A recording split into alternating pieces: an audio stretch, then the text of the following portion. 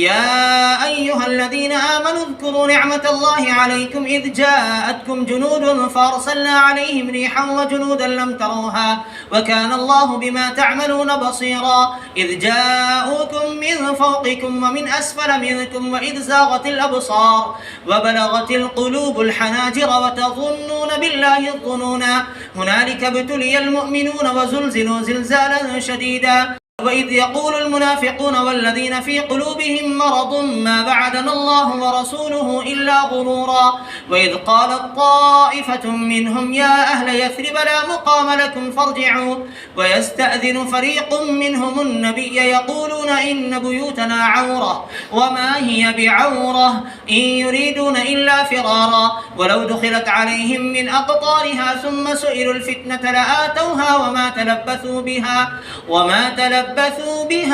إلا يسيرا ولقد كانوا عاهدوا الله من قبل لا يولون الأدبار وكان عهد الله مسؤولا قل لن ينفعكم الفرار إذ فررتم من الموت أو القتل وإذا لا تمتعون إلا قليلا قل من ذا الذي يعصمكم من الله إن أراد بكم سوءا أو أراد بكم رحمة ولا يجدون لهم من دون الله وليا ولا نصيرا قد يعلم الله المعوقين منكم والقائلين لإخوانهم هلم إلينا ولا يأتون البأس إلا قليلا أشحة عليكم فإذا جاء الخوف رأيتهم ينظرون إليك تدور أعينهم كالذي يغشى عليه من الموت فإذا ذهب الخوف سلقوكم بألسنة حداد أشحة على الخير أولئك لم يؤمنوا فأحبط الله أعمالهم وكان ذلك على الله يسيرا يحسبون الأحزاب لم يذهبوا وإن يأتي الأحزاب يودوا لو أنهم بادون في الأعراب يسألون عن أنبائكم ولو كانوا فيكم ما قاتلوا إلا قليلا لقد كان لكم في رسول الله أسوة حسنة